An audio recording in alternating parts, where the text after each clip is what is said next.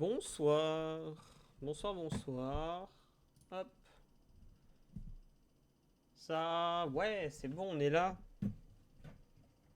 On est là, on est là. Hop. Hop. Hop, tout est prêt, tout est prêt. J'espère que vous allez bien. J'espère que vous allez bien. Ce soir, petit documentaire Arte sur les dinosaures. On va react, on va un peu parler de ça, un peu toute la soirée pour le coup. Hop. Voilà, là ce sera un peu mieux au niveau de la caméra. Puis s'il faut, je rechangerai. Enfin voilà. Donc si vous avez des questions, n'hésitez pas. Même dans les rediffs, hein. Pour ceux qui regardent les rediffs, si vous avez des questions, n'hésitez pas. J'y répondrai dans les commentaires. Hop. Tac. Tac. Hop. Hop, hop, hop.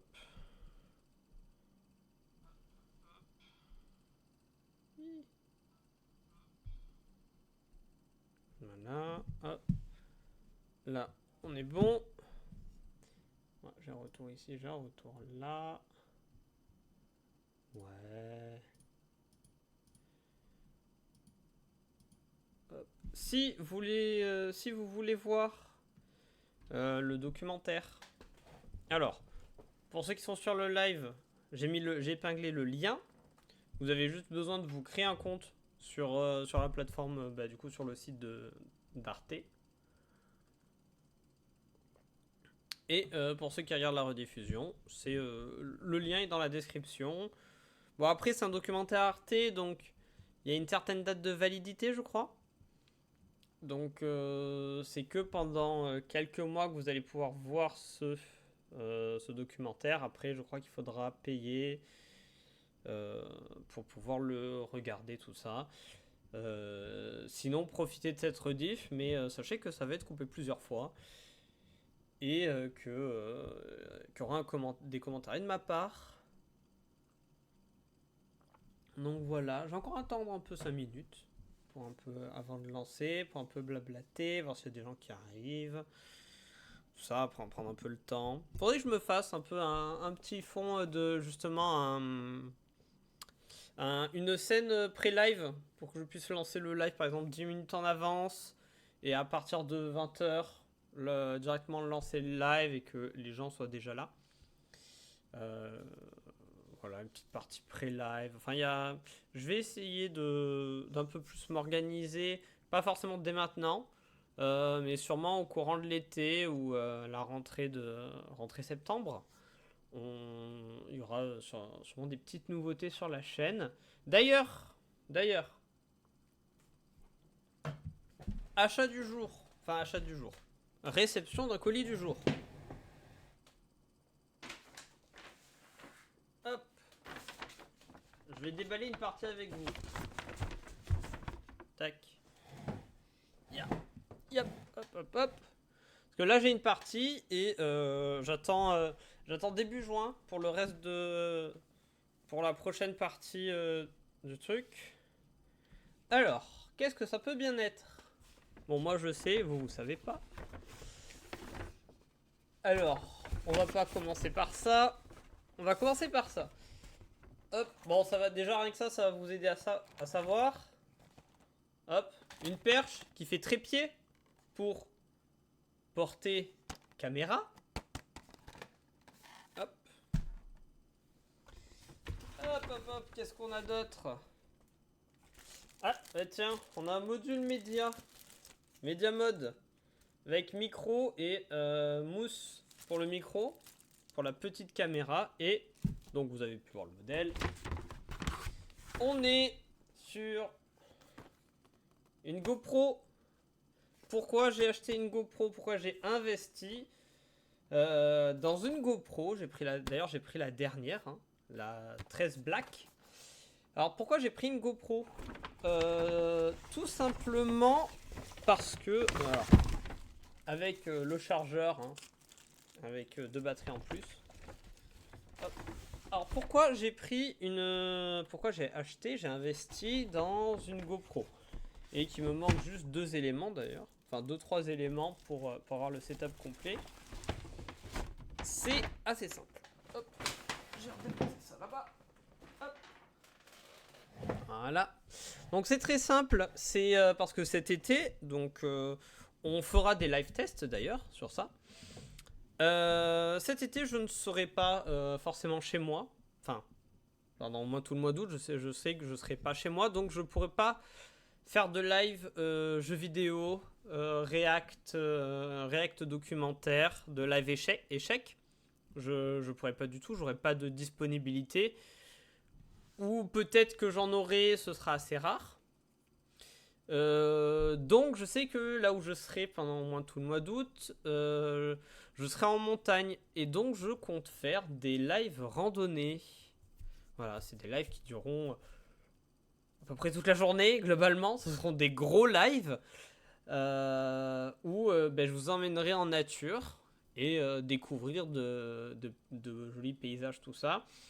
Alors, bon, forcément, il y aura sûrement des endroits, des coupures de connexion, donc des coupures de live, mais j'essaierai à chaque fois de trouver des randonnées qui me permettront de live pour que vous puissiez regarder et découvrir la montagne, tout ça. Voilà, et donc on fera des tests parce que là où j'habite actuellement, il y a des endroits où je peux faire des randonnées, donc ce sera assez intéressant à faire.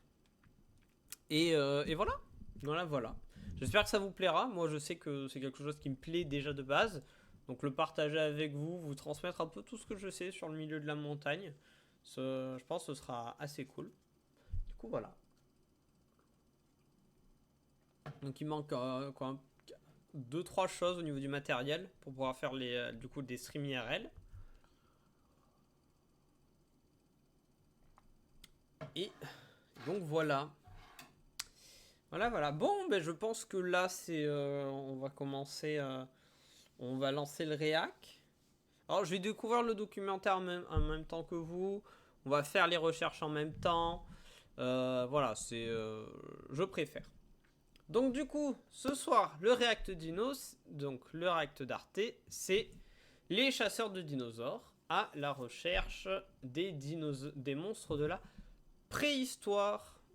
Donc voilà, donc s'il faut, on va discuter d'un peu tout ça parce que le sujet me paraît pas mal parce que c'est aussi un hobby que j'ai, le fait de rechercher des sites fossilifères et d'aller chercher d'essayer de trouver des fossiles.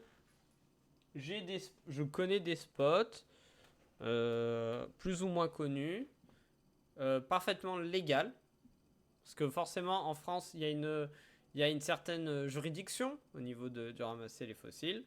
Et notamment, je sais que dans l'un des endroits où j'ai le droit, parce qu'on est proche d'une zone à fossiles, mais on n'est pas dans la zone réglementaire, où c'est interdiction de ramasser des fossiles, tout ça. Mais des fois, il faut un peu fouiller aux alentours de ces zones, parce qu'on a des opportunités de trouver des débris de fossiles qui sont sortis via le ruissellement, tout ça. Et notamment, j'ai ceci qui est une coquille d'œuf de dinosaure. Voilà. Donc, si je fais le fond, non, c'est bon, vous voyez plutôt bien. Enfin, voilà. Donc, on va partir pour ce réac. Hop. Si vous avez des questions, n'hésitez pas. Moi, dans tous les cas, je vais faire des pauses pour donner des petits détails en plus. Sûrement que les détails, les informations seront données après, mais c'est un peu le jeu du React, hein. C'est parler, couper le documentaire, donner des informations alors qu'elles seront juste données derrière. C'est ce qui s'est passé la semaine dernière. Donc voilà. Allez, c'est parti.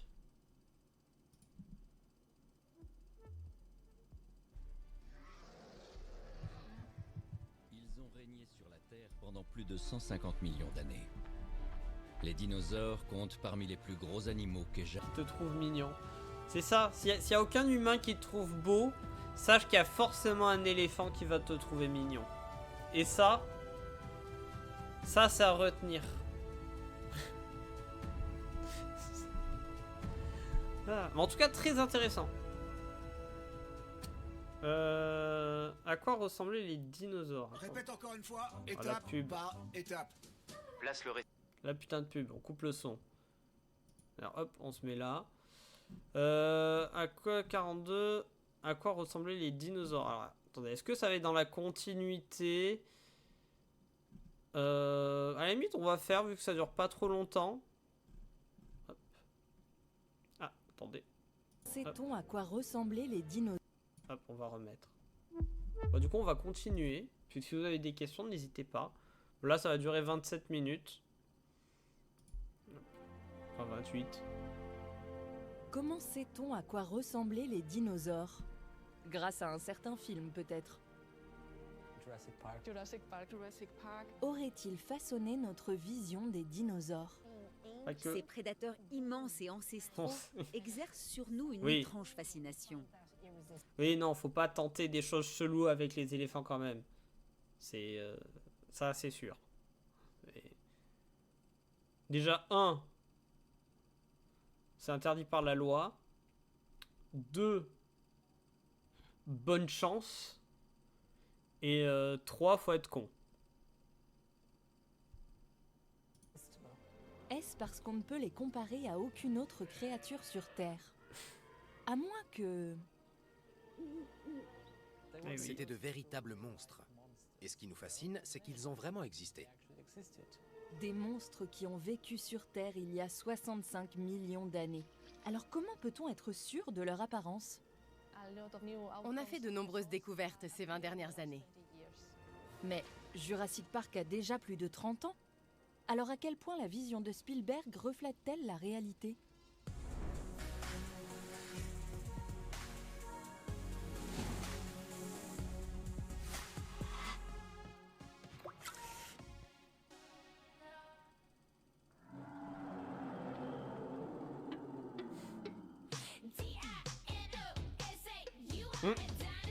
Les dinosaures ont la cote auprès de beaucoup d'enfants.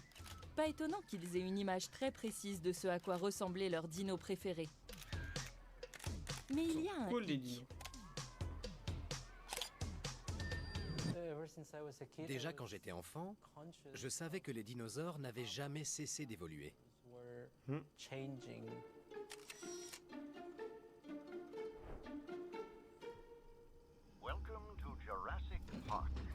Pas de doute, Jurassic Park a ancré une certaine image des dinosaures dans l'imaginaire collectif. Ouais.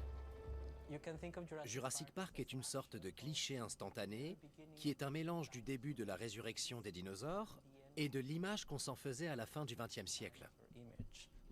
Et s'il y a bien un dinosaure qui nous a marqués, c'est lui, le Tyrannosaurus Rex. Mais ressemblait-il vraiment au monstre immense et terrifiant du film? Mais non. Pas trop. Pour en avoir le cœur net, il faut revenir aux bases de la paléontologie, les fossiles. Ce que je trouve le plus fascinant, c'est de pouvoir reconstituer un animal tout entier à partir d'un simple os. C'est incroyable de pouvoir redonner vie à un fossile et de comprendre comment l'animal évoluait dans son environnement.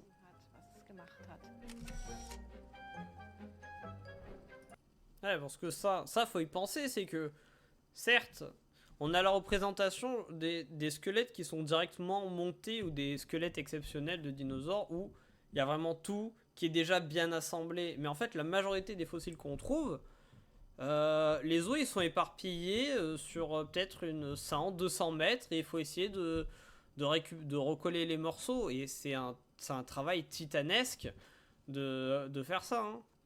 C'est on n'imagine jamais assez le nombre d'heures que les gens passent pour faire les découvertes, pour faire les assemblages, tout ça. Hein. C'est un travail de longue haleine, hyper millimétré.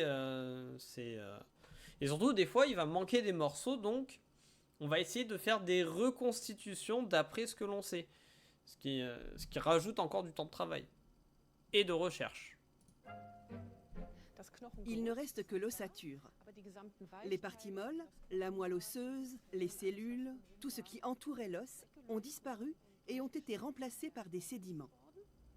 À qui pouvait bien appartenir cet effrayant squelette? Eh bien... à lui. Oh, lièvre. Autant dire que la paléontologie ne se résume pas à un simple puzzle d'ossements. On sait toutefois plusieurs choses sur le T-Rex. Ce prédateur possédait des dents de 10 cm de long et pouvait causer une morsure 3 fois plus puissante que celle d'un requin blanc. Il mesurait 12 mètres de long, de la tête à la queue. En position debout, il atteignait 6 mètres de haut et pouvait peser jusqu'à 9 tonnes, soit plus que 2 éléphants. Jusque-là, tout colle avec le T-Rex de Jurassic Park. Mais... On pense souvent que son squelette n'était recouvert que d'une fine couche de peau et que les muscles prenaient peu de place. Mais grâce aux outils modernes, les reconstitutions ont révélé davantage de tissus mous, comme des lèvres couvrant les dents de l'animal, des grosses joues, un cou plus charnu et des membres plus massifs. De quoi faire du T-Rex une créature bien moins effrayante. Mais d'ailleurs, s'agissait-il vraiment d'un prédateur? Une étude de 2003 révèle que cet animal se nourrissait peut-être de charognes.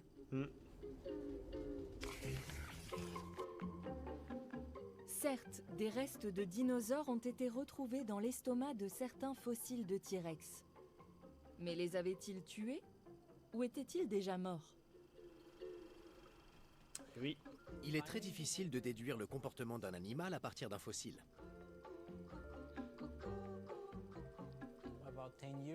Il y a environ 10 ans, on a découvert une vertèbre d'hadrosaure avec une dent de T-Rex plantée dedans. Ce qui prouve que l'animal était encore en vie lorsqu'il s'est fait mordre. Au moment où il a tenté de s'échapper, la dent du T-Rex a dû se briser et rester coincée dans son os. C'est dommage pour le Pris en T-Rex. flagrant délit après 70 millions d'années. Mais pour Cette nous, dent c'est était cool. la preuve qu'il fallait. Le T-Rex était donc bien un prédateur. Un point pour Spielberg et Jurassic Park. Oui. Alors, un point. Un point, peut-être qu'il faisait les deux. Peut-être qu'il faisait de la prédation et qu'il mangeait aussi des charognes. Hein. C'est que des suppositions.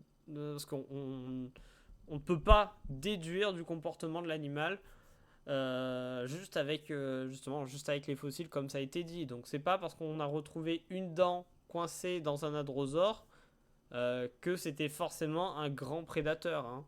Il avait peut-être un comportement qui faisait les deux et un comportement opportuniste. Donc manger une charogne ou essayer des fois de s'attaquer à un dinosaure herbivore solitaire et essayer d'en profiter, tout ça. Il y a aussi ça. Hein. Il y a pas de... En paléontologie, il faut pas trop faire de... Enfin, en science en général, il faut pas faire de conclusions hâtives quand on n'est pas certain. Et là, pour le coup, les dinosaures, on sera quasiment jamais certain.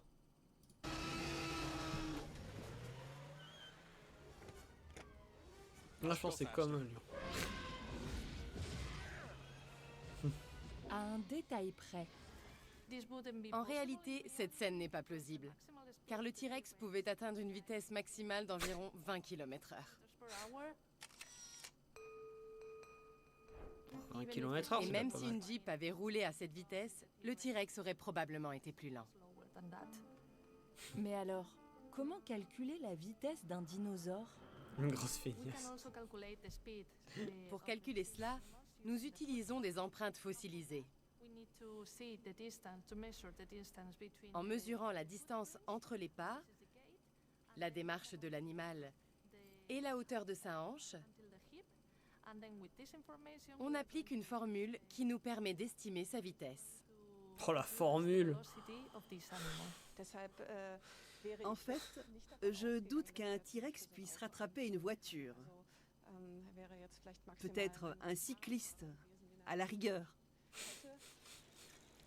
Rappelons que Jurassic Park est un film hollywoodien, pas un documentaire scientifique.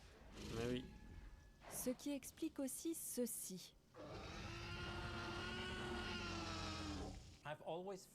J'ai toujours trouvé absurde, dans les films ou dans les dessins animés, qu'un T-Rex annonce sa présence en rugissant. Un prédateur a en effet tout intérêt à se faire discret s'il veut maximiser ses chances d'attraper une proie. Mais cela signifie-t-il pour autant que le T-Rex se déplaçait totalement sans bruit ?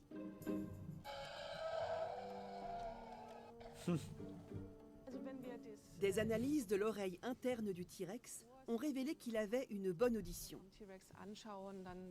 ce qui laisse penser qu'il pouvait probablement émettre des cris ou des sons. Mais après 65 millions d'années, comment peut-on savoir à quoi ces derniers ressemblaient ? Dans Jurassic Park, le cri du T-Rex est un mélange de grognements d'alligator, de barrissements d'éléphanteaux et de rugissements de tigre. Ils ont oublié un animal que je trouve très dommage, c'est le cri du koala. Normalement, il y a aussi le cri du koala qui est dedans pour faire le T-Rex. Voilà. Je trouve ça dommage qu'il ait pas mis. Selon les recherches actuelles, son vrai cri se situerait quelque part entre celui d'un crocodile et celui d'un oiseau. Il est toutefois peu probable que le T-Rex ait gazouillé. D'ailleurs, aucun organe vocal gazouillant n'a jamais été identifié dans un fossile de tyrannosaure. De plus, les chercheurs ont établi un lien clair entre la taille d'un animal et la fréquence de sa voix, car la longueur de ses cordes vocales varie en fonction de sa corpulence. Les grands animaux, eux, émettent des sons de basse fréquence. Le T-Rex était 2 fois plus gros qu'un éléphant. Or, on sait que les pachydermes, outre leurs fameux barrissements, communiquent aussi par infrasons, à savoir des sons si graves qu'ils sont imperceptibles à l'oreille humaine. On l'a vu juste avant, en plus. L'infrason parcourt de longues distances et peut même se propager à travers une jungle épaisse. Peut-être que nous n'aurions pas entendu le T-Rex communiquer. Et ça, c'est encore plus flippant. Le fait de se dire que notre oreille, nous, elle n'est pas faite pour entendre les infrasons. Et donc, potentiellement, s'il y a vraiment, par exemple, imaginons que si on refaisait un film Jurassic Park en tenant compte de toutes les avancées scientifiques, le T-Rex, on ne l'entend pas pousser son cri. C'est encore plus flippant. Il annonce pas sa présence. C'est juste, il débarque comme ça, il pop devant toi. C'est encore plus flippant, je trouve. Mais que nous aurions quand même ressenti sa présence. Ouais. Quelques corrections s'imposent donc sur le portrait du T-Rex dressé par Spielberg. Le vrai tyrannosaure était en effet plus massif, plus lent et plus discret que celui de Jurassic Park. Mais au fait, on a souvent entendu dire ces dernières années que les dinosaures avaient des plumes, non ? Dans le film Jurassic World, le monde d'après, cette caractéristique a bien été prise en compte dans le scénario.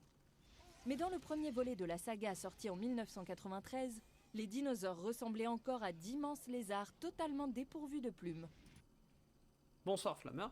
Et du coup, oui, en même temps, 93, on n'était pas encore trop sûr des plumes, on n'en était pas encore là sur les avancées scientifiques qu'on avait. C'est aussi pour ça. Jurassic Park est sorti à une époque où les gens avaient encore une vision obsolète des dinosaures. Le film propose en quelque sorte un compromis entre les théories modernes exposées dans le roman de Michael Crichton, Jurassic Park, et ce que le public s'attendait à voir au cinéma. Mais tous les dinosaures avaient-ils réellement des plumes ? L'image du reptile à écailles est-elle définitivement dépassée ? Et comment peut-on en être aussi sûr alors que les tissus mous ne se conservent pas dans les fossiles ? Pas de peau, pas d'écailles, et donc pas de plumes. Et pourtant... Certains fossiles, appelés momies en paléontologie, conservent non seulement le squelette de l'animal, mais aussi des empreintes de peau sur la carcasse. Parfois, un fossile est bien plus qu'un simple os pétrifié. Un premier spécimen de ce type a été découvert au début du XXe siècle.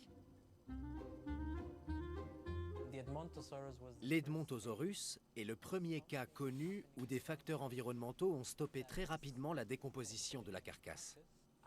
Après sa mort, les conditions locales ont permis à la peau et au tissu mou de l'animal de sécher très rapidement dans l'os. Lorsqu'un fossile se forme, une série d'événements assez improbables doit se produire en même temps pour qu'un tel phénomène puisse avoir lieu. Après cette incroyable découverte, une chose était sûre. Les dinosaures avaient bien des écailles, exactement comme dans Jurassic Park. Jusqu'à ce qu'une nouvelle trouvaille vienne tout chambouler. Parce que... Et là, on arrive dans les probabilités. C'est que en fait, pour qu'il y ait un processus de fossilisation, il faut que la carcasse de l'animal soit très vite ensevelie ou du moins mise à l'abri de tout ce qui pourrait la décomposer. Par exemple, des charognards, des bactéries, des intempéries, énormément de trucs. Donc, il faut que la carcasse soit très vite, soit vraiment très vite ensevelie sous des sédiments ou voilà. Donc, il y a des estimations qui sont à peu près faites, qui fait que, je crois que ça, des espèces qu'on a actuellement découvertes, ça représenterait, je crois, moins de 10% en fait des espèces qui auraient vécu à l'époque des dinosaures. Parce que la fossilisation est un processus qui est rare. Et donc, en plus, une momie de dinosaure, donc un fossile avec des traces de peau, c'est encore plus rare. Donc, c'est vraiment les probabilités qui sont infimes. Parce que regardez, dans la nature actuellement, globalement, un cerf meurt. Il meurt de vieillesse, de maladie ou par un prédateur, un loup par exemple. Il meurt dans la forêt. La peau, la viande vont se décomposer, vont être mangées, vont être décomposées. Les os, ils vont aussi être décomposés. Voilà, on retrouve pas des milliers, des millions d'os dans les forêts, tout ça. Parce qu'il y a une décomposition qui se fait. Donc même là, actuellement, on a des fossiles qui sont en train de se créer, mais ça représentera moins de 10% de toutes les espèces qui vivent à notre époque, en sachant qu'on est en train d'en faire disparaître un bon nombre, en plus de ça. Donc, voilà, et en plus, il y a les charognards. En plus, on a certains charognards qui mangent les os. Donc vraiment, la nature, elle est faite pour s'auto-nettoyer. Donc la fossilisation est vraiment un événement très rare. Donc c'est pour ça qu'on suppose que les fossiles qu'on a actuellement, dans les derniers chiffres que moi j'avais vus quand j'étais en licence, ça représentait à peine moins de 10% des espèces qui auraient vécu sur Terre. En sachant que les dinosaures, ça va de 240 millions d'années, le Trias, jusqu'à 66 millions d'années. Donc bon, c'est un peu compliqué, quoi. Licence en quoi ? Licence en SVT parcours Terre. Donc globalement, j'ai fait une licence en géologie. Pour simplifier, pour que ce soit, pour que tout le monde comprenne, c'est une licence en géologie. Un véritable jackpot pour les paléontologues, obtenu une nouvelle fois grâce à une série de coïncidences. 3 ans seulement après la sortie du film sur grand écran, un nouveau spécimen ayant vécu bien avant le T-Rex a été mis au jour. Son nom ? Sinosauropteryx. Cette précieuse découverte a conduit les chercheurs à revoir leur copie, car cet animal arborait indéniablement des plumes. Oh là là. Ces fossiles chinois proviennent probablement d'un écoulement pyroclastique, c'est-à-dire qu'ils ont été préservés dans des cendres volcaniques. Les cendres sont des sédiments extrêmement fins qui permettent de conserver des détails remarquables. Dans cette région de la Chine, grâce à la finesse exceptionnelle des cendres qui ont figé ces structures avec une grande précision, les fossiles ont conservé des plumes. C'est trop bien. Sinosauropteryx a révolutionné la recherche sur l'évolution. Autrefois, on classait simplement les fossiles en deux catégories, les dinosaures et les oiseaux. Puis on débattait pour savoir comment les répertorier. Mais ce spécimen a forcé tout le monde à regarder la réalité en face. Il pouvait être les deux à la fois. Comment ça, les deux à la fois? On nous a certes toujours dit que dinosaures et oiseaux étaient apparentés. Mais depuis quand apparenté signifie-t-il identique? Et cela veut-il aussi dire que les reptiles n'ont plus aucun rôle à jouer dans l'histoire? Pour le savoir, penchons-nous un instant sur un arbre phylogénétique. Si vous avez des questions, n'hésitez pas. Là, ça va être un peu dur. Un arbre pense. phylogénétique est une représentation graphique qui permet de retracer l'évolution des espèces. Ok. La branche principale de l'arbre montre la lignée de leurs derniers ancêtres communs.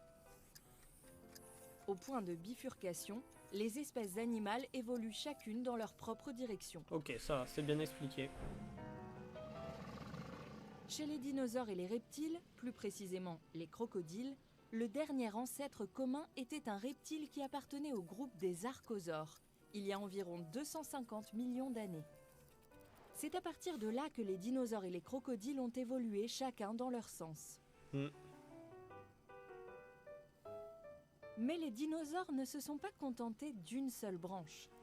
Ils se sont diversifiés en plusieurs groupes, comme par exemple les ornithischiens, les sauropodes ou encore les théropodes. Et à un moment donné, une branche a donné naissance aux oiseaux. Du moins, c'est ce qu'on pensait. Nous pensions identifier un oiseau à ses caractéristiques distinctives. Logique. Si un animal possède les propriétés d'un oiseau, il y a de fortes chances qu'il s'agisse d'un oiseau. Mais de nombreuses caractéristiques spécifiques, comme le fait de pondre des œufs, se retrouvent aussi chez les dinosaures. Les plumes, en revanche, ont longtemps été considérées comme un critère déterminant pour distinguer les oiseaux des dinosaures. À la fin du 19e siècle, des empreintes à 3 doigts ont été découvertes dans le Connecticut. Certaines semblaient même porter des traces de plumes. Cette découverte a aussitôt suscité un vif débat. Pouvait-elle réellement provenir d'un reptile? L'hypothèse la plus largement admise à l'époque était qu'il s'agissait d'empreintes d'oiseaux. Jusqu'à ce que l'on découvre qu'elle provenait en réalité d'un dinosaure. Le fossile de Sinosauropteryx n'était donc pas le premier à révéler la présence de plumes. C'était uniquement le premier spécimen immédiatement identifié comme dinosaure. Et ce ne sera pas le dernier. Ces découvertes majeures mettent en évidence une chose. La séparation nette entre dinosaures et oiseaux n'existe pas.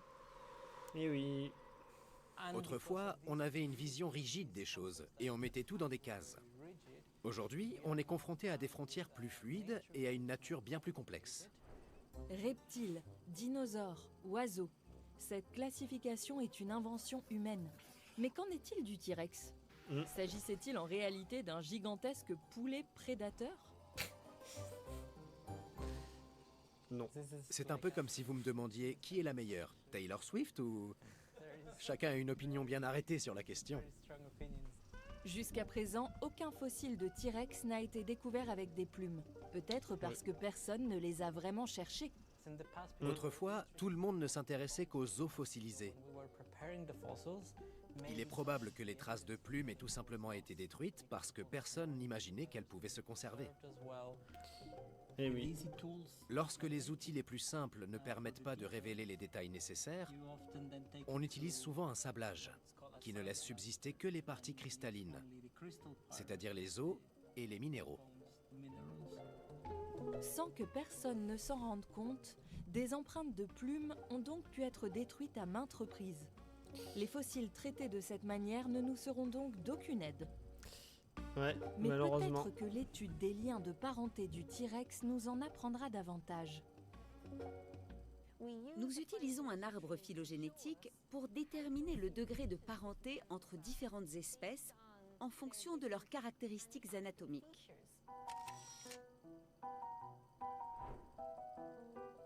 Plus la distance entre les branches de l'arbre est courte, plus la ressemblance anatomique entre les espèces est grande. Et plus il devient facile d'établir des comparaisons entre les espèces, même quand on ne dispose pas de fossiles complets. Prenons le T-Rex. Il est très proche de Sinosauropteryx, ce qui laisse fortement penser qu'il était lui aussi doté de plumes.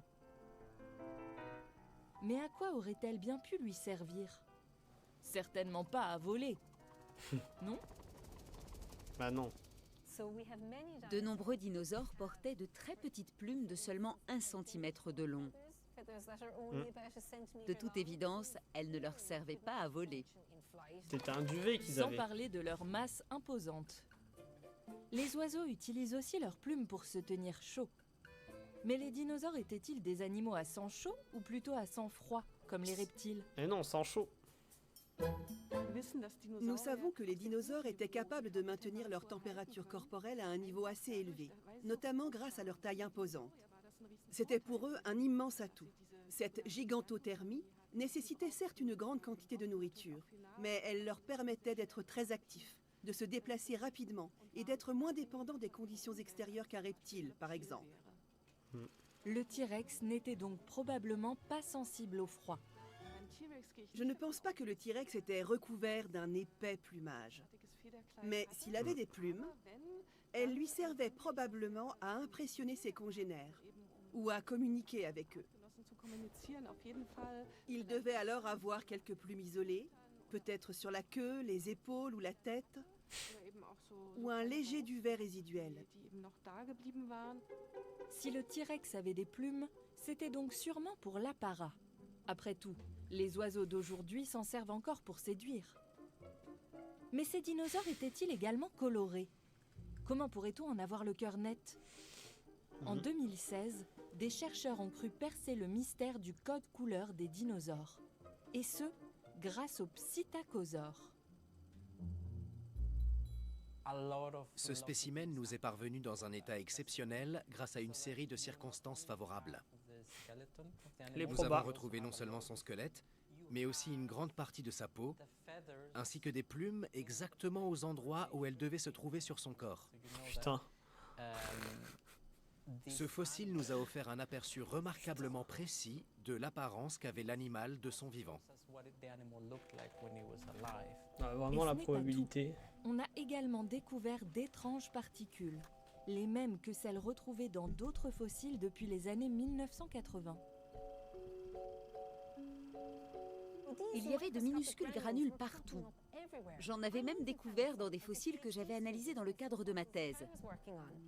Pendant 20 ans, leur forme et leur nombre ont conduit les scientifiques à les considérer simplement comme des bactéries de décomposition. Et cette découverte a bouleversé le monde de la paléontologie. Il ne s'agissait pas de bactéries de décomposition, mais de granules de mélanine. Je crois que j'avais vu passer ça. La mélanine est le pigment le plus répandu dans le règne animal. Chez les vertébrés, c'est-à-dire les animaux dotés d'une colonne vertébrale, la mélanine est enfermée dans de minuscules granules appelés mélanosomes. Les mélanosomes sont toujours présents dans le corps des animaux aujourd'hui. Chez les oiseaux, par exemple, ils influencent la couleur de leur plumage. Dans les plumes noires, les mélanosomes sont allongés et ont la forme de petites saucisses de Francfort. Alors que dans les plumes orangées ou rougeâtres, ils sont ronds et ressemblent à de minuscules ballons de football américain.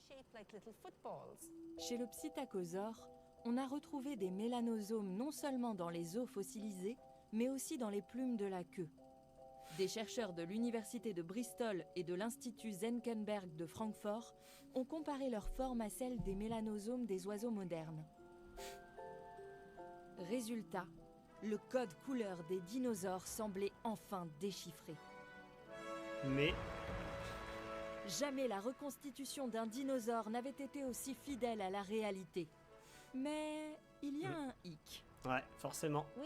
Lors d'expériences de fossilisation en laboratoire, nous avons soumis des plumes d'oiseaux modernes à des températures et des pressions extrêmes, similaires à celles subies par un fossile enfoui en profondeur dans la croûte terrestre. Et nous avons constaté sans surprise que les mélanosomes rétrécissaient et changeaient de forme. Ah.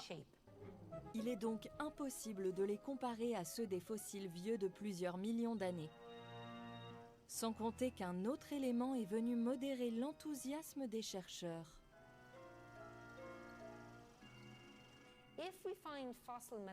Lorsque nous découvrons des mélanosomes, nous devons déterminer leur origine avec précision, car ils pourraient provenir de tissus internes qui ne nous apprendraient absolument rien sur la couleur de peau de l'animal. Eh oui. Même si les mélanosomes peuvent fournir des indices sur la couleur des dinosaures, ils ne permettent pas d'en tirer des conclusions définitives. Et pourtant, leur découverte contribue à compléter peu à peu le puzzle des dinosaures. Car il semblerait qu'ils aient déjà permis de résoudre une autre énigme préhistorique. Mais celle-ci ne date pas de l'ère des dinosaures. Elle est encore plus ancienne. Laquelle? Je me demande. Il existe une créature très étrange, baptisée monstre de Tully, qui date du Carbonifère supérieur. Ok. Sa classification a fait débat au sein de la communauté scientifique. Il ressemble en effet à un ver, doté d'une longue trompe, muni de dents à son extrémité. Il possède aussi des yeux au bout de tiges qui émergent de sa tête. Ah oui. C'est un spécimen hors du commun. Un fossile de cet étrange animal est découvert en 1958 dans l'Illinois par un certain Francis Tully.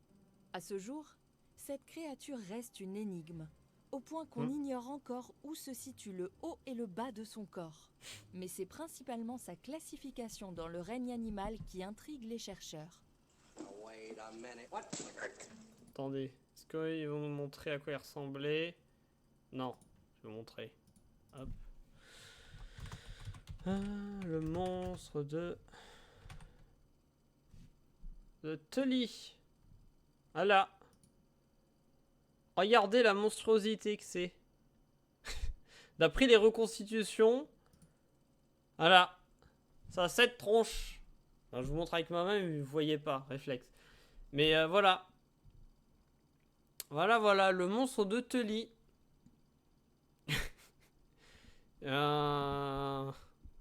Un test de la nature. On dirait une machine du jeu sport. Bah, je pense que la vie s'est inspirée de sport. Et puis voilà. Hein. Il y a, des choses ont été tentées. De toute façon, la nature a tenté des choses. Et ce qui arrivait à s'adapter le plus facilement, a réussi à survivre. Voilà. On se doute que bon, ben ça n'a pas trop réussi à survivre, finalement. Voilà. Voilà son fossile. C'est bien étrange, hein. Mais en plus, ce serait peut-être un invertébré. Donc encore plus compliqué à savoir, quoi. Mais voilà. S'agirait-il d'un arthropode, d'un mollusque, ou bien de toute autre chose? Ouais, peut-être une nouvelle branche. Nous avons analysé la forme et la composition chimique des mélanosomes. Et nous avons découvert que ceux présents dans les yeux des vertébrés sont chimiquement très différents de ceux des mollusques, comme les calmars, les céphalopodes et les pieuvres. Un animal malade. Donc t'imagines que en plus, donc on tomberait sur. Alors il y aurait aucun autre spécimen de cette espèce et on tomberait genre sur un spécimen qui a chopé, enfin qui a une maladie génétique qui fait qu'il a des malformations. Vraiment, les probabilités elles sont incroyables et ce serait très drôle hein, que ce soit ça et que du coup ça reste un mystère à jamais. Que par exemple ce soit une sorte d'invertébré calamar, mais qu'il y ait juste eu une malformation au niveau des yeux et que ça fasse comme un escargot, quoi. Peut-être. Ce serait très marrant. Ou alors c'est l'ancêtre des mollusques. Hein. Il n'avait pas encore de coquille, mais il avait déjà les yeux qui étaient décollés du corps, comme là l'escargot qu'on a juste là. Parmi toutes les hypothèses, la plus plausible serait que le monstre de Tully ait probablement été un céphalopode. Ah ben voilà. c'est là que réside tout le potentiel des mélanosomes. Ils pourraient nous aider à mieux situer chaque nouveau fossile ou chaque espèce encore mal connue dans l'arbre phylogénétique. De quoi nous permettre d'affiner davantage notre connaissance du monde des dinosaures.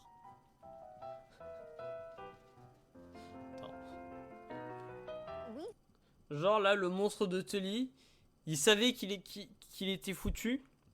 Et donc il s'est dit, tiens, je vais me laisser mourir à cet endroit. Parce que des millions d'années plus tard, il y a des mecs, ils vont trouver mon fossile et ils vont galérer comme des cons. Je trouve ça très drôle. C'est essayer de mourir au bon endroit, au bon moment pour se faire fossiliser et se dire, eux, je vais les faire chier dans des millions d'années. Nous pouvons utiliser les caractéristiques des mélanosomes, leur forme, leur composition chimique, pour identifier les étapes clés de l'évolution, telles que le passage des amphibiens aux reptiles, voire peut-être même la transition des dinosaures aux oiseaux. C'est un sujet sur lequel nous planchons activement. Et je parie que nous finirons par trouver les réponses à nos questions. Le mystère du monstre de Tully nous prouve encore une chose. Si nous souhaitons vraiment comprendre les dinosaures, nous ne devons pas nous focaliser uniquement sur eux. Ce ne sont pas les seuls protagonistes de leur écosystème. Ils n'en sont qu'une partie. Aujourd'hui, nous nous posons de nouvelles questions sur les paléo-environnements, la paléoécologie et la paléogéographie. Nous nous demandons par exemple à quoi ressemblait la planète à une époque où il n'y avait ni herbes, ni abeilles, ni fleurs. Pour mieux cerner les dinosaures, les chercheurs ne se contentent plus d'étudier leurs restes fossiles. Ils s'intéressent aussi à l'environnement dans lequel ils évoluaient. On a longtemps perçu les dinosaures comme des créatures tropicales vivant dans la jungle. Mais notre vision a évolué. Certains affrontaient l'hiver, voire migraient vers le sud pour échapper au froid. Dans le film Jurassic World, le monde d'après, ces nouveaux éléments sont pris en compte. Bien qu'on puisse tout de même se demander si ces spécimens sont assez équipés pour ne pas craindre le froid.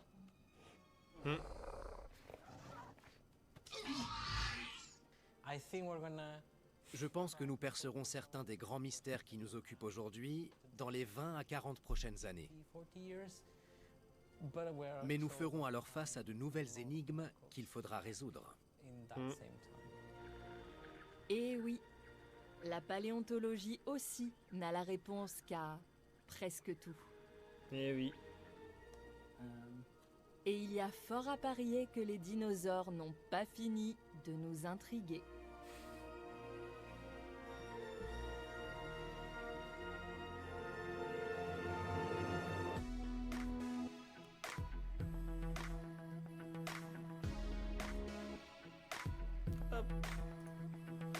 Bon, donc du coup, Zop.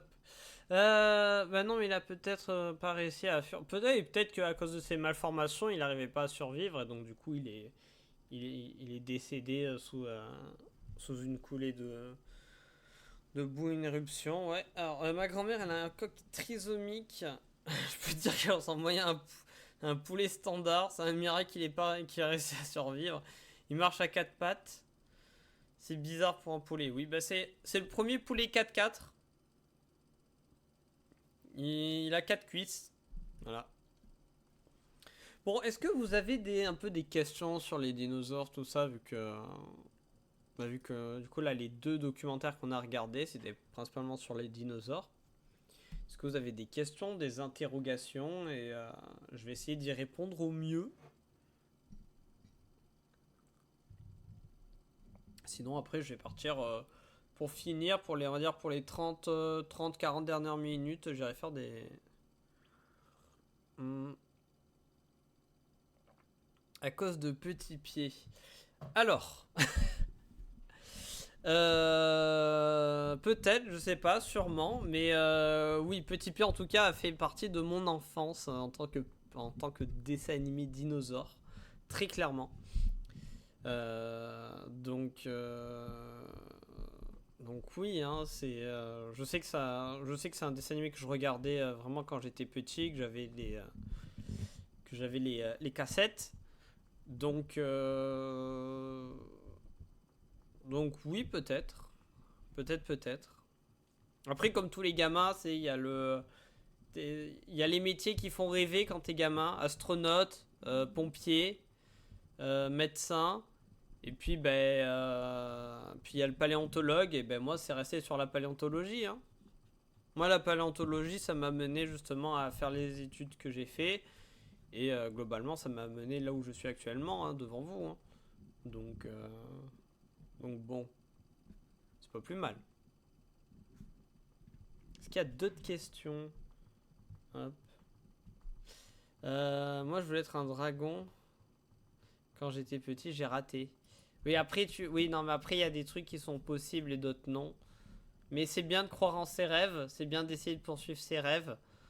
Après, tu n'es pas forcément Martin Matin, donc tu peux pas te réveiller un matin en dragon. Lui pouvait, en tout cas. Mais voilà. Hein.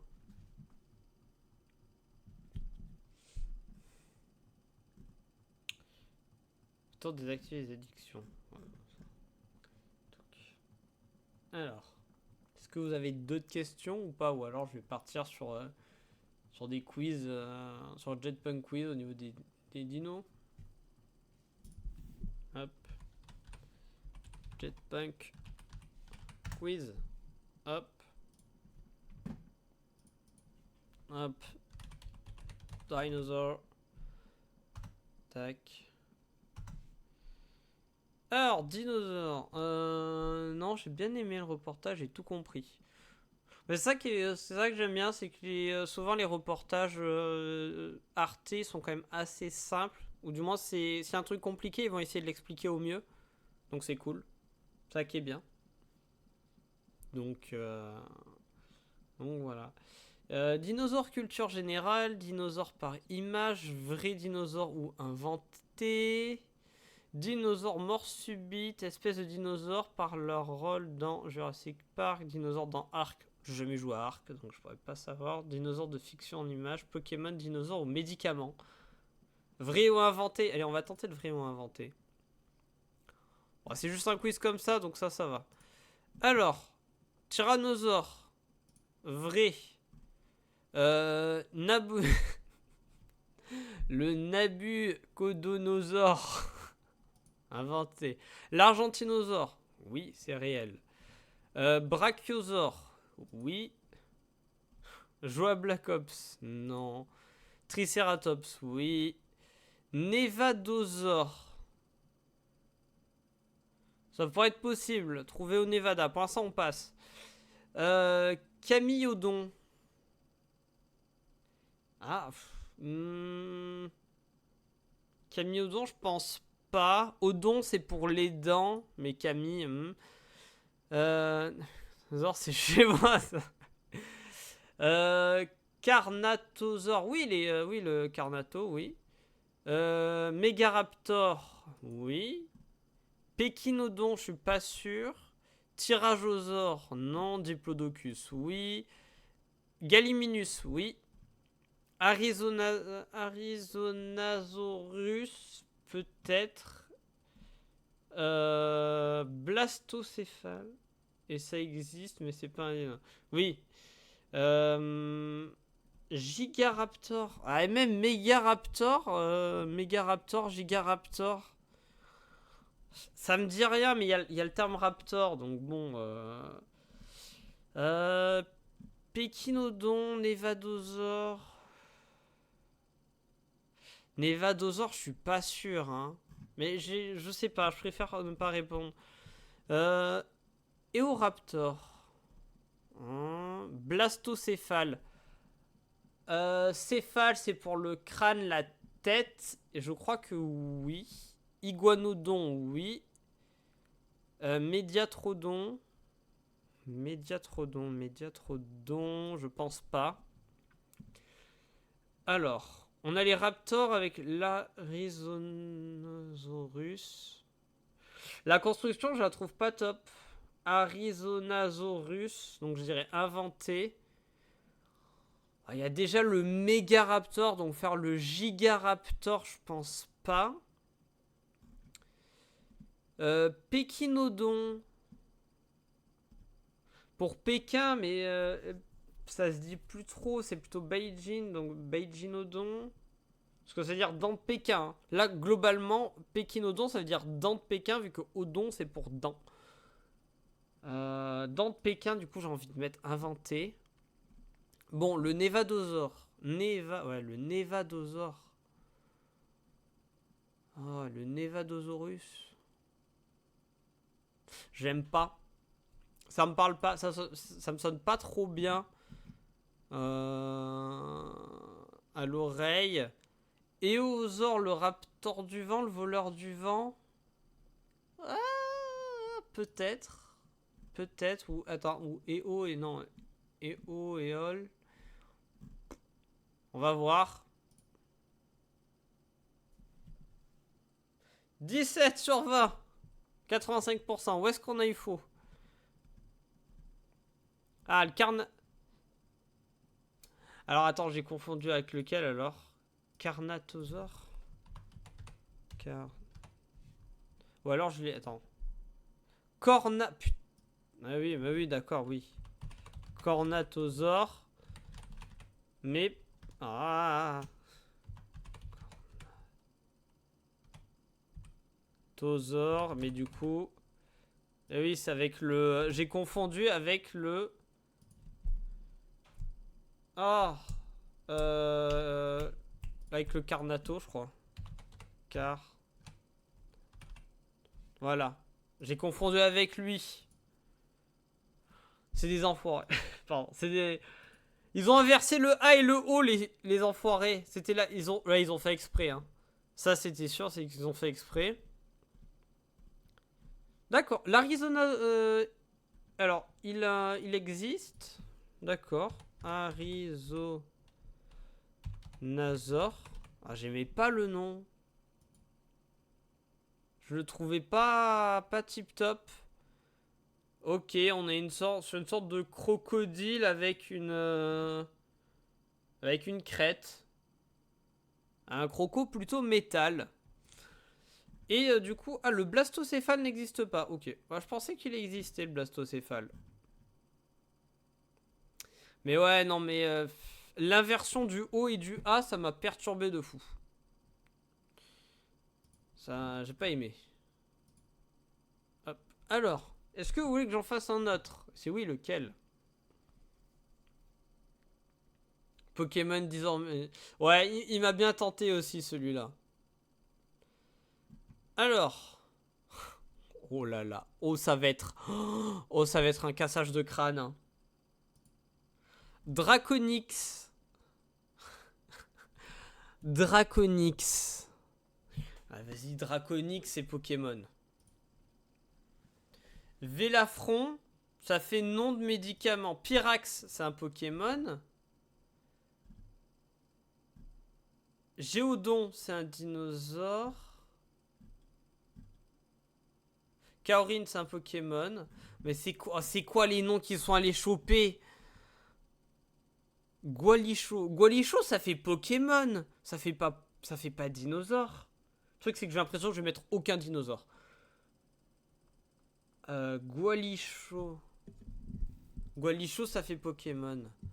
Aerius, ça fait médicament. Ça fait pas dino, hein.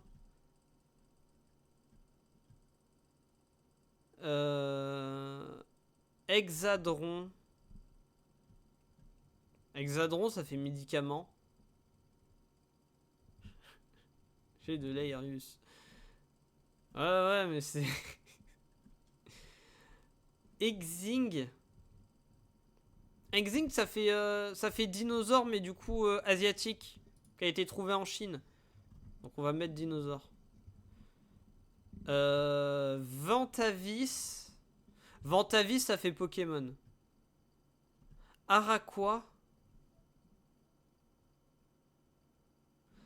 Alacodon, ça fait dinosaure, parce que Odon. Araqua. Araqua, ça pourrait être soit un Pokémon de type eau, parce qu'il y a Aqua. Un oiseau, tu vois, je vois un perroquet. Moi, Araqua, je vois un Pokémon de type eau. Tu vois, un perroquet de type eau. Parce qu'il y a Ara, il y a Aqua. Mais ça pourrait être un médicament. Non, une araignée.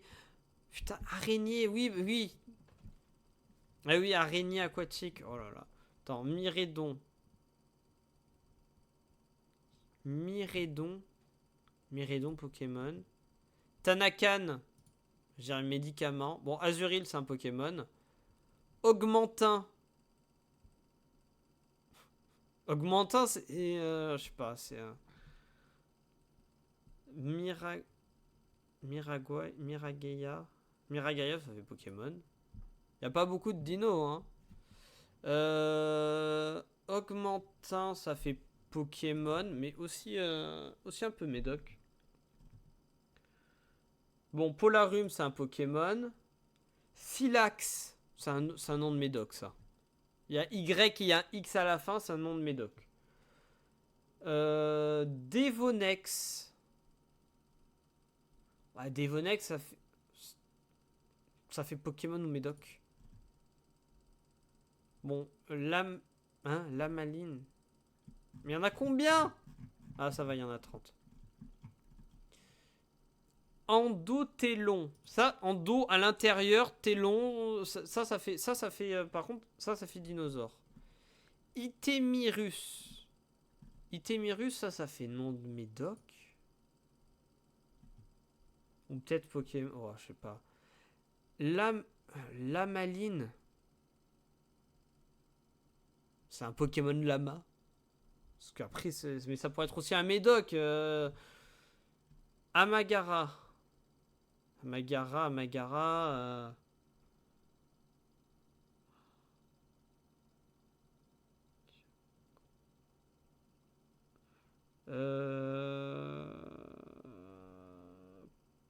Médicaments. Diamicron. Rexilus. Rexilus, c'est un Pokémon dinosaure. Diamicron. Diamicron. Peut-être dinosaure, je suis pas du tout sûr.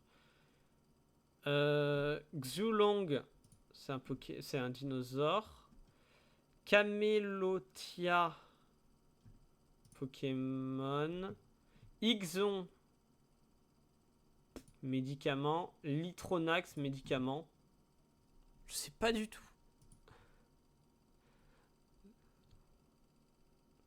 Le Draconix, c'est un Pokémon. C'est un dinosaure. Attendez, là j'ai envie de voir. Il ressemble à quoi? D'accord. C'est un... Ok. Ok, c'est un iguanodon qui a... D'accord. Genre de son squelette, on a que ça. Ok, bon bah... j'ai appris quelque chose. Vélafron, c'est un quoi? Mais c'est quoi ces dinosaures qu'ils sont allés choper? Vélafron. Ok. Ok.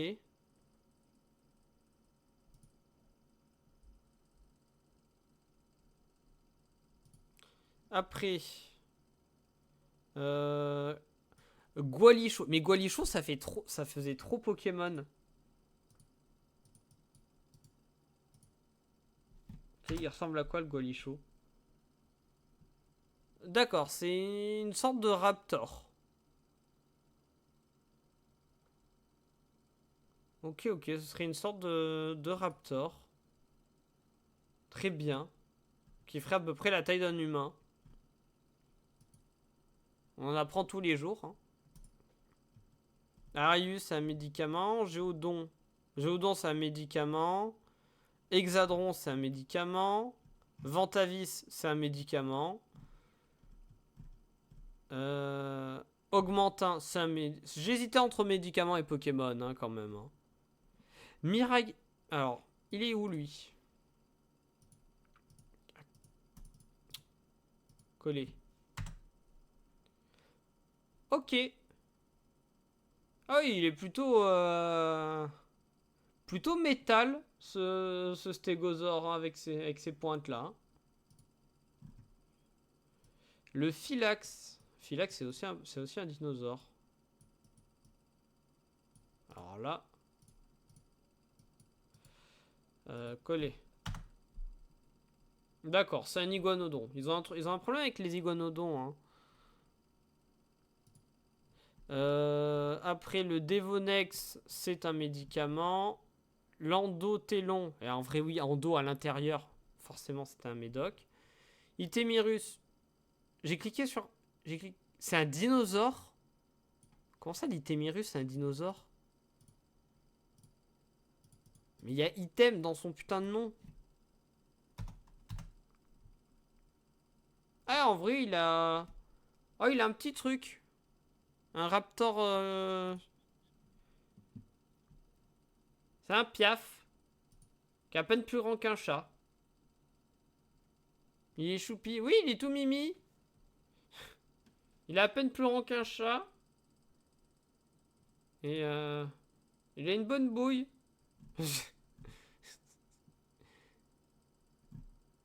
C'est... ok. La maline... Ouais, bon, là, j'ai cru que c'était... Camélotia. C'est-à-dire, il ressemble à un chameau. Parce que camel... Je sais pas du tout. Ouais, sûrement ça, qui vivait dans le désert. Mais d'accord, ouais, c'est... Ok, c'est une sorte de long cou. Ok. Litronax. Alors là. Je me demande à quoi il ressemble. Ok, c'est un...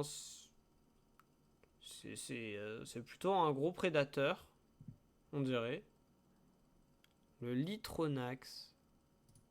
Alors qu'est-ce qu'on a retrouvé du Litronax? Mâchoire, vertèbres et des os des pattes. Très bien. Et le Xolang, c'est un dinosaure. Ok. Bah, très bien, j'ai appris quelques trucs. Hop. Alors. On a fait inventer, enfin vrai ou inventé, Pokémon, dinosaure ou médicament. Est-ce que vous voulez que je fasse un autre truc?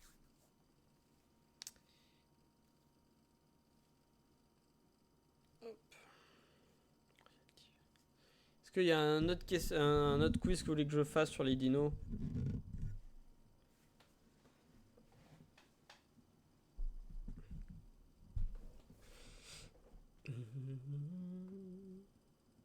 Il y a un autre vrai... Oui, j'ai vu qu'il y en a même un troisième. Hein, donc, on va faire le 2 et le 3. Au moins, c'est fait.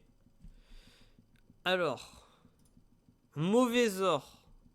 Inventé. Vélociraptor. Réel. Nake2 Sekai. Nake2 Sekai. Inventé. Aquariodon. Alors, Allosaure, ça c'est bon. Protoceratops, je sais que c'est bon. Aquariodon, on y reviendra. Château de Windsor. Très marrant. L'ankylosaure, oui. Le Parasaurolophus, il existe. Australosaure. Peut-être. Dénonsaurus. Dénonsaurus. Stégosaure, oui. Pyroraptor, je crois que oui. Alloraptor, je ne pense pas. Thanos, non. Xuolang, réel. Tyrannidure, je crois pas du tout. Primarodon, dent primaire. Titanoraptor, non, mais Titanos... Attends, le Titano... Non, Titanoraptor, non. Spinosaure. Primarodon, je dirais oui. Spinosaure. Spinosaure. Spinosaure, ça me dit rien. Donc je vais mettre inventé. Et donc il nous reste l'Australosaure et l'Aquariodon. Aquariodon. Est-ce qu'il y a un jeu de mots que je vois pas? Aquariodon. Aquariodon, on va dire que c'est réel. Australosaure. Lézard austral. Ma foi, pourquoi pas. On valide. 75. Voilà, Aquariodon, j'étais pas sûr. Donc inventé, mais bon, ça va. Australosaure, c'était aussi inventé. Comment ça, Thanos, j'ai cliqué sur réel? Alors là c'est une faute de ma part. Parce que normalement, c'était sûr que Thanos, je m'étais inventé. Mais c'est moi qui ai fait une... Ok. Et le Spinosaure. Ouais, à chaque fois, là où j'ai hésité, à chaque fois, bah, c'est là où j'ai eu l'erreur. Hein. Et par contre, le Thanos, c'est une erreur très très bête. Hein. Alors, donc du coup, on a le 3 aussi. Donc, hop, on y va. Alors... Bulbasaure. Inventé. Illétrosaure. Putain. Inventé. Brontosaure, réel. Centre de don, non. Oviraptor, oui. Tenontosaurus. Non. Tomgédusaure, non. Tenontosaurus, inventé. Non, le Thanos existe. Et... Faut parce que tu as cliqué sur... Thanos existe? Mais non, il existe, c'est un Marvel, c'est tout. Thanos... Non, Thanos, il n'existe pas. C'est pas un dinosaure. Attends,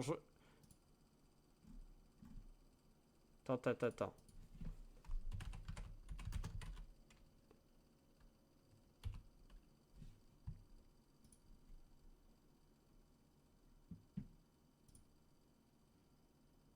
Mais quoi? Non, mais aussi, si...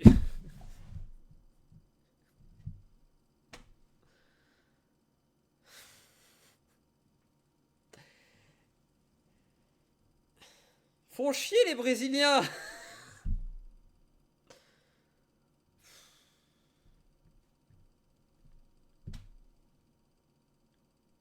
En plus, il contient qu'une seule espèce. Le mec, il est tout seul. Eh, vas-y.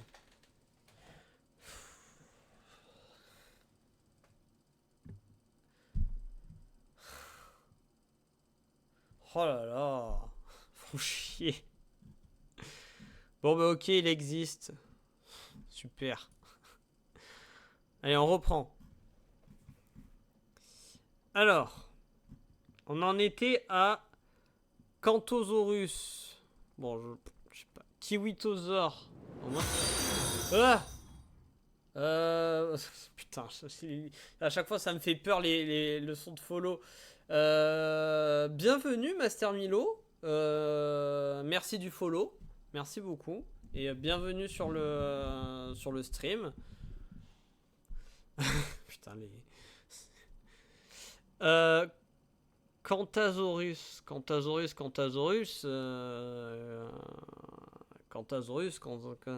j'ai aucune idée. Kiwitosaure, j'aime pas le nom. Anodésauron.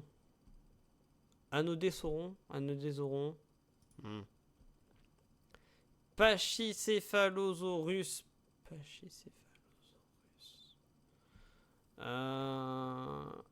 Héliocéraptor. L'édredon, non. Lutharaptor, réel. Le Sorgosaure, non. Oh putain, il y en a encore. Attends, alors. Cantasaurus. Cantasaurus, j'aime pas. Pachycephalosaurus. Peut-être. Helioceratops. Ah, l'Helioceratops, oui. Je crois que oui. Ganondorf.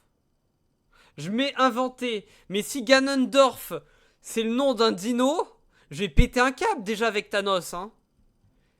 Zephyrosaurus. Zephyrosaurus. Peut-être. Nigersaurus. Le lézard du Niger. En vrai, ça collerait, peut-être. Ondancétron, non. Homalocéphale. Homalocéphale. Homalocéphale. Ah, homalocéphale, non. Et le zéphyr. Zephyrosaurus. Je vais mettre inventé. Zephyrosaurus. Non, je vais mettre inventé. 16. Ténontosaurus. Réel. Comment ça, le Ténontosaurus? Fais voir à quoi il ressemble. Mais à chaque fois, c'est des putains d'iguanodons, là. Enfin, c'est des putains d'ornithopodes. Laissez-moi tranquille avec eux. Ouais, voilà, c'est un iguanodon. Putain d'iguanodons. Les iguanodons, ils ont des formes, ils ont des noms chelous à chaque fois. Ils sont pleins. Ils sont quasiment tous aux États-Unis. Ça me saoule. Quantosaurus. Allez. Dis-moi que t'es aussi un iguanodon. Collé. Non, ça va, t'as pas... Est-ce que c'est... Non, ça va, c'est pas un iguanodon. Ça va. Mais ok, on a retrouvé que la mandibule. Ah, c'est un petit lézard c'est un petit lézard australien. Un petit dino australien, très bien. Qui tout pifou. Ah, le zéphyr, il est réel, d'accord. Ah, j'étais pas sûr. Alors, il ressemble à quoi? C'est un Yoshi, ouais. Oh! Il y a des plumes. Il est tout petit. Il est tout mignon. Hop. Lézard du Zéphyr. Il a été trouvé où? Amérique du Nord. Très bien. Il est tout pipou. Voilà. Un petit dino. Et... D'accord, homalocéphale. Alors, homalocéphale. Quoi il ressemble? Ah, ok. Ok, ouais, c'est les dinos à casque. Très bien.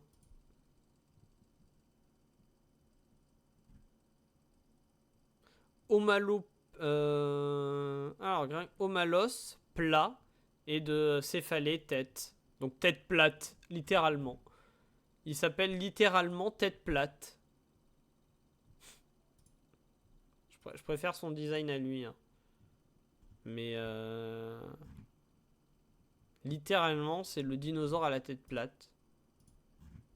Ok. Bon. Est-ce qu'on ferait pas un dernier petit quiz? Vous voulez... T'as jamais joué à Ark? Non, j'ai jamais joué à Ark. Donc là, je pourrais pas du tout reconnaître les dinos dans Ark.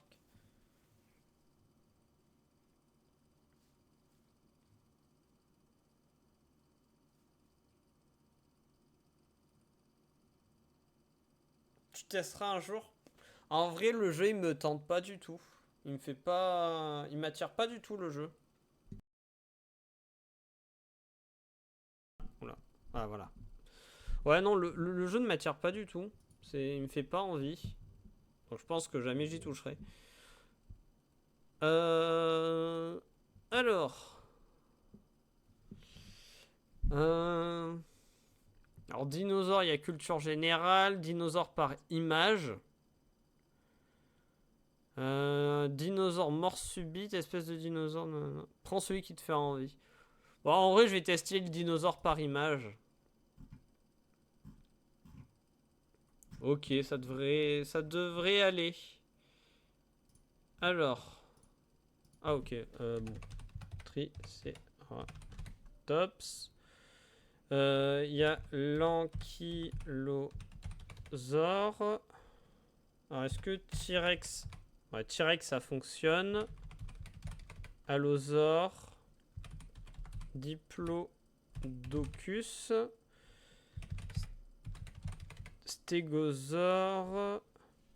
Vélociraptor. Ça, c'était sûr. Putain, ptérodactyle, c'est pas un dinosaure. Ptérodactyle. Non, alors ptérosaure. Pas ptérosaure. Faut écrire sans faute. Oui, bah. Ah, il y a l'oviraptor.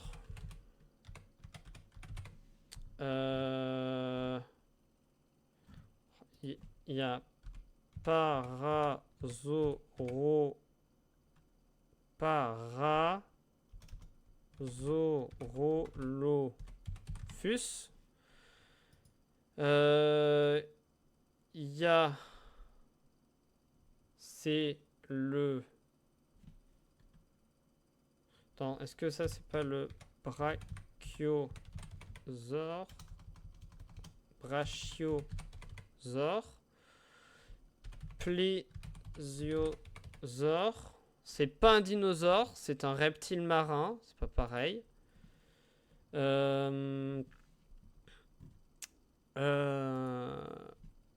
Iguanodon.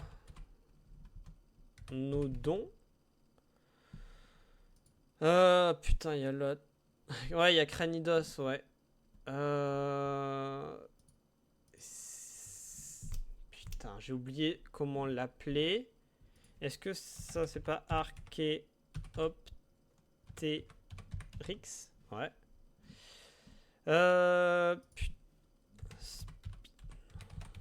Ouais, c'était bien le Spinosaure. Ah, lui, c'est le dinosaure à casque. J'ai plus le nom. Alors, lui, c'est quoi? C'est... Est-ce que c'est l'Utah? Non, c'est pas l'Utah. Ah, si, attends. Utah. Non, c'est pas Utahraptor. Ah, bon Dieu! Alors que c'est... Ouais, c'est aussi un Pokémon. Putain, il m'en reste 3. Il y a des erreurs en plus. Il y a 2 qui sont pas des dinos. Putain, Raptor. En plus, elles sont pas trop... Enfin, il y a certaines, elles sont pas trop à jour. Le Spinosaure, par exemple. L'Oviraptor aussi, là, on sait qu'il avait plus trop cette gueule-là, en fait. Oh merde, celui qui a le... Putain. Mais attends, mais ça, c'est pas le... Mais c'est le ptéro... C'est pas ptérodactyle? Ptérosaure. Oh merde.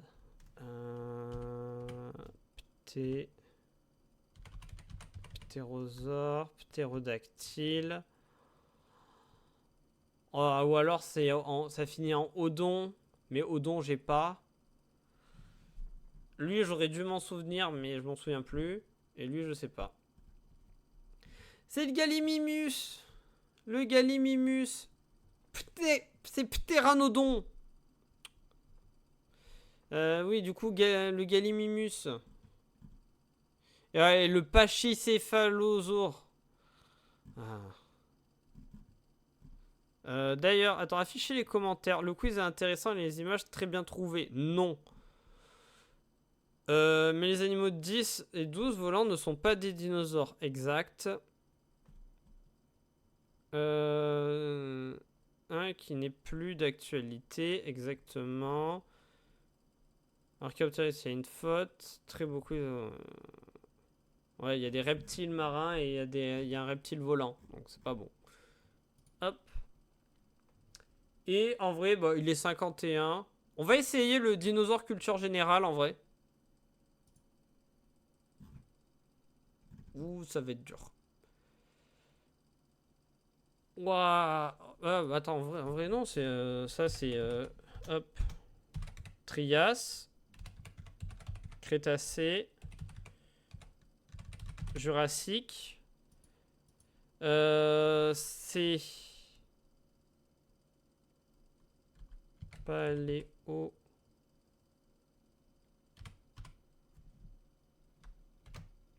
Paléozoïque, non. Méso. Paléon. Hop. 66. Péninsule, c'est le Yucatan. Si on parle de dinosaures préhistoriques, c'est que certains vivent encore. Comment on les appelle? Ce sont les oiseaux. Supercontinent Pangée. Pays dans lequel le plus grand nombre d'espèces différentes de dinosaures était. Hop. États-Unis. Après. Sioux, Hop et Stan, ce sont des T-Rex. Genre de petits carnivores bipèdes rendus vélo. C'est Raptor. De quoi le corps était recouvert en réalité, ce sont les plumes. Un qui tient son nom, c'est Triceratops. Dinosaure qui tient son nom de la forme de ses dents, c'est Iguanodon. Alors, dinosaure considéré par certains comme le plus grand théropode. Théropode. Argentino. Ah non, théropode. Par ses épines neurales hypertrophiées. Ah, attends. Épines neurales. Attends, considéré par certains comme le plus grand des théropodes reconnaissables. Hypertrophié. Le Carnoto. Non. Attends, hypertrophié. Bon, attends. Ankylosaure. Créatures souvent considérées à tort comme des dinosaures volants. Hop. Ptérosaure. Groupe de quadrupèdes herbivores gigantesques. Ah, c'est sauropodes. Alors, non, alors, théropode. Reconnaissable, mais c'est le. Attends, épine dorsale. Ah putain, c'est le spinosaure. Dans la fiction, monstre aux allures de dinosaure. C'est Godzilla. Dinosaure orange à point. Merde. Oh merde. Il mange du gloubi-boulga. C'est. J'ai un trou. C'est Denver après. Denver, le dernier dinosaure. Yoshi. Et donc là, attends. C'est Casimir. Wouh! Le 100%! Le 100%! Voilà! Ouh! Bah c'est très bien, en vrai, de finir sur un 100%. Par contre, j'ai galéré sur Spinosaure. Et Casimir, je m'en suis souvenu Parce que je crois qu'il y a un président français qui s'est appelé Casimir.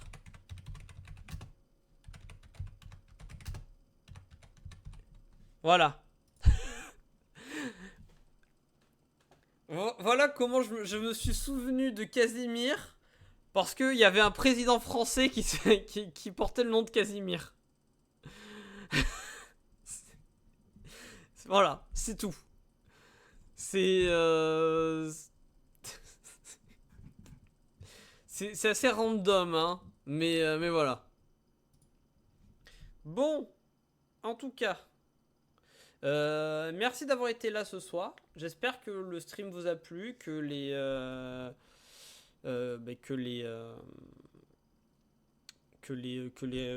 deux documentaires aussi hein, vous ont plu. Que vous avez passé une bonne soirée. On se retrouve demain, jeudi à 21h pour du Horizon Zero Dawn. On continue l'aventure dans le jeu parce que le jeu est trop bien. Et donc sur ce, je vous souhaite une bonne nuit et à demain. Des bisous.